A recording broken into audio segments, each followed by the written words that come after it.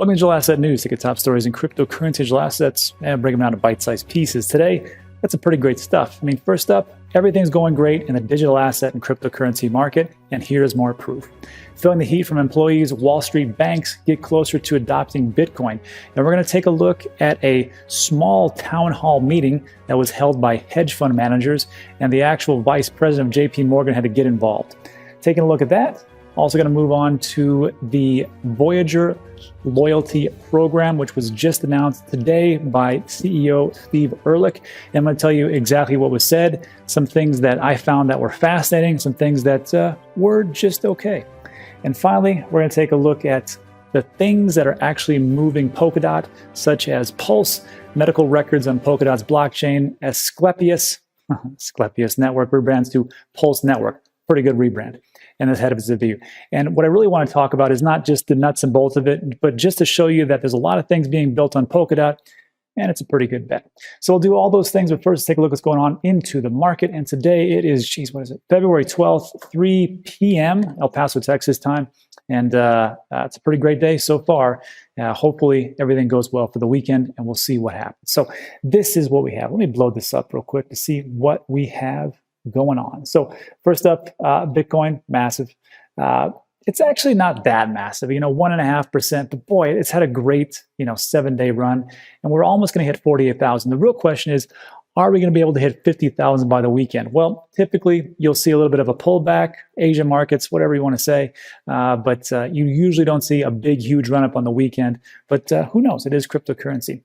Ethereum blasts over 1,800 and we're at 1,850, so looking pretty good, 5% in 24-hour time frame. Tether, Cardano, it's down a little bit, but still, it's right below that dollar mark. And to me, like when I hear about Cardano almost at $1, it's just amazing to me because remember when it was like nothing? It was like 8 cents, 6 cents, 13 cents, and everybody's like, it's just Cardano, it sucks, and it'll never move, and they're so slow, and they make all these announcements, and well, look where we're at today.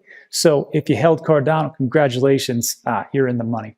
Polkadot is making some fantastic gains, 17% in 24-hour time frame. And just to be clear, on this channel, I am biased.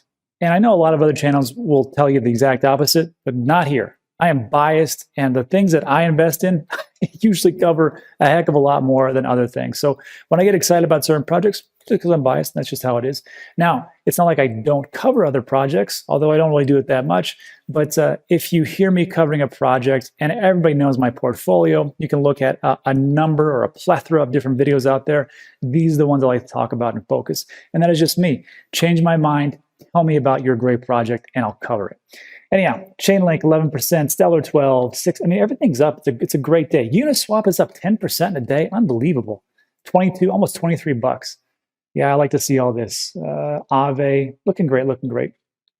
And then going down, because unfortunately we have to find my big pick, Voyager token up 42% for 24-hour time frame.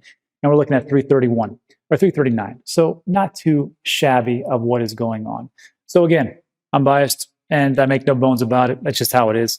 And I talk a lot about my same projects. Now, a lot of those videos have to do with Bitcoin and Ethereum and Chainlink and Cardano, especially Cardano lately.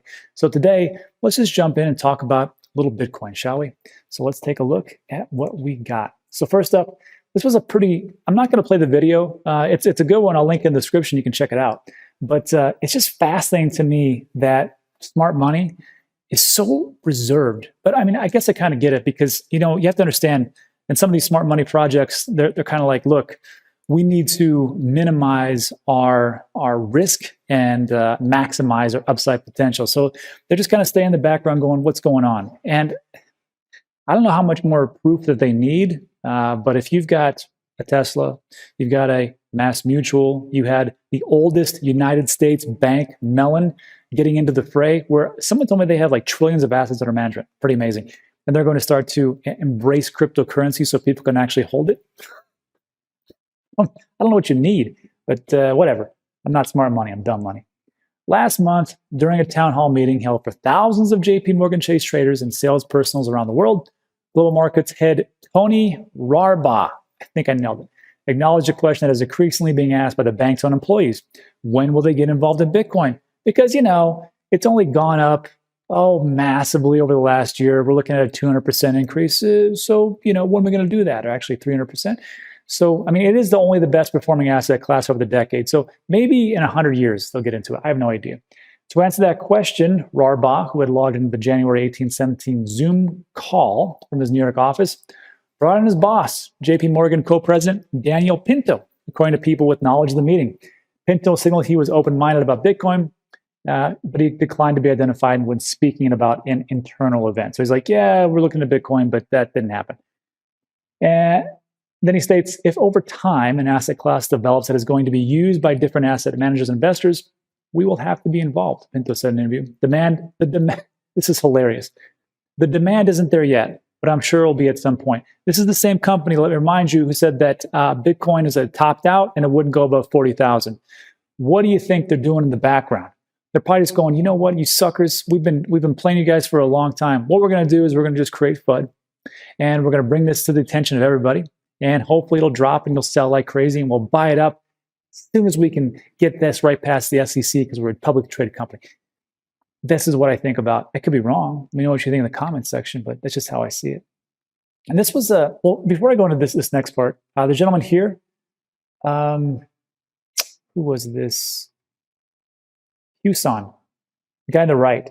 He said that he had actually interviewed Daniel Pinto, and he said he's actually talked to him for multiple years about Bitcoin. He said every year was the same thing. He was kind of like just standoffish. He goes, but he said it was pretty amazing when I talked to him this year, recently, about Bitcoin. He seemed like he was more, not so much on the fence, but really more going to get into it. So again, like when you see all these huge corporations and entities and institutions and hedge fund managers and everybody and their mother getting into it and pensions, you got to think to yourself, like, I mean, how much more do you need?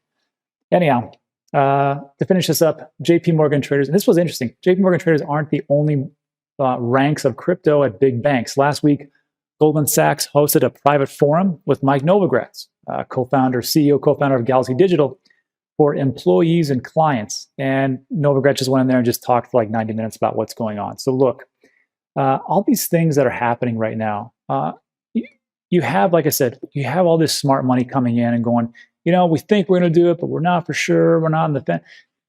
It just seems very odd to me that they're this much on the fence as far as with Bitcoin and cryptocurrency, especially with when you had Michael Saylor hosting that enormous event on February, was it 3rd and 4th or 2nd and 3rd, where all his corporations immediately after, or at least a couple days after, you had Tesla announce, hey, we're going to start buying up Bitcoin. And then everybody that's kind of in that whole paradigm of what's going to happen. I think we're going to see a lot of big ones. I've heard rumors and rumblings, and maybe Oracle. Apple, I don't really think so, but whatever. But Oracle. But there is this word. There is this word I really want to delve into. And we're going to go into this in detail tomorrow morning. This is from Meet Kevin. Again, I talked about this yesterday. And the word is indefinite lived intangible assets. And there's some documentation that I came across that was sent to me that from different entities that this makes everything a no-brainer. I'll explain all that tomorrow, but that's for a whole other video. Anyhow, let me just think in the comments section. Let's move on.